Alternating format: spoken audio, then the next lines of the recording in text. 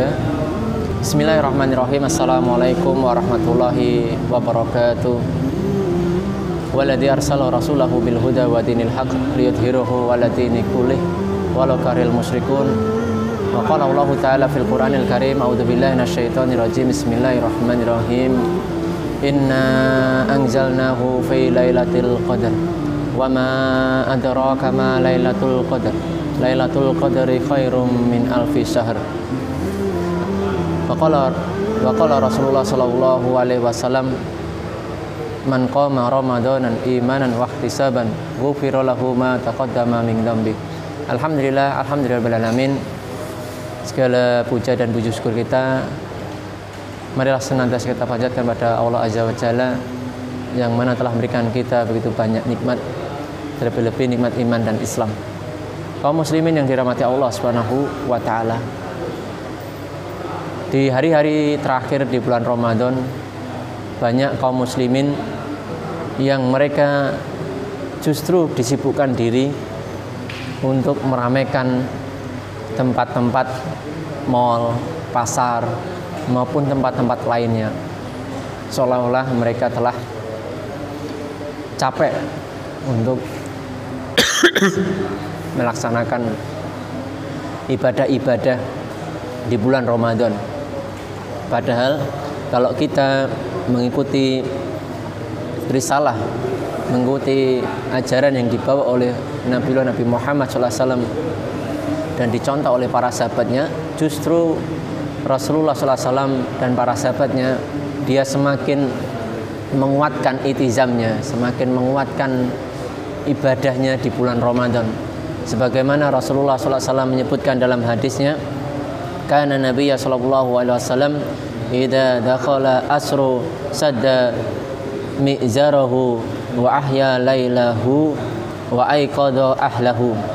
Adalah Rasulullah SAW apabila masuk pada 10 hari terakhir bulan Ramadan, beliau mengencangkan kainnya, menghidupkan malamnya dan membangunkan keluarganya. Makna mengencangkan kainnya adalah sebuah kiasan di mana Rasulullah SAW semakin dia itu memperbanyak amal ibadah, semakin beliau semangat dalam melaksanakan qiyamul lail, tadarus Al-Quran dan lain sebagainya. Ya. Makanya dalam rangka semakin menguatkan ibadahnya, Rasulullah SAW membiasakan dirinya ketika 10 hari terakhir melaksanakan ibadah itikaf, yaitu berdiam diri seseorang di dalam masjid untuk beribadah kepada Allah Subhanahu wa taala, ya. Dalam rangka apa? Mencari Lailatul Qadar, ya. Malam di mana malam yang lebih baik daripada 1000 bulan. Kalau dibandingkan, diibaratkan itu kurang lebihnya 83 tahun. Jadi satu malam yang lebih baik daripada 1000 bulan atau 83 tahun. Sebagaimana di dalam ayat Al-Quran yang telah saya sampaikan di dalam surah Al-Qadr ayat 1-5, inna anzalnahu fi lailatul qadar, ya.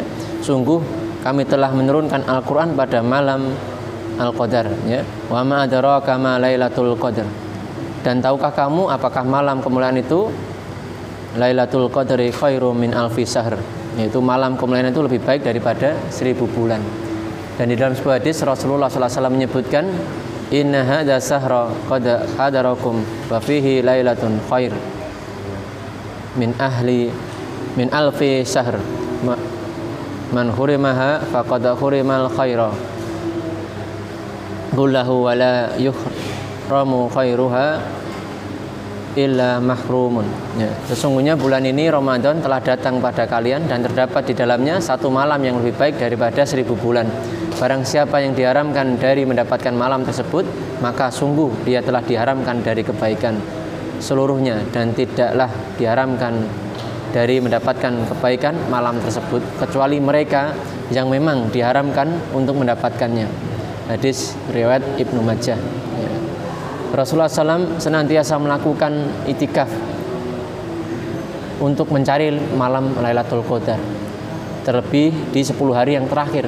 Sebagaimana Rasulullah SAW menyebutkan dalam hadisnya, Takharau Lailatul Qadri fi asri awakhiri min Ramadan. Carilah Lailatul Qadar pada 10 hari yang terakhir di bulan Ramadan. Bahkan di dalam hadis riwayat yang lainnya terlebih adalah di bulan atau di hari yang ganjil, ya. Di dalam sebuah hadis Rasulullah SAW menyebutkan tamisu Lailatul Qadri fi witri min asri, ya.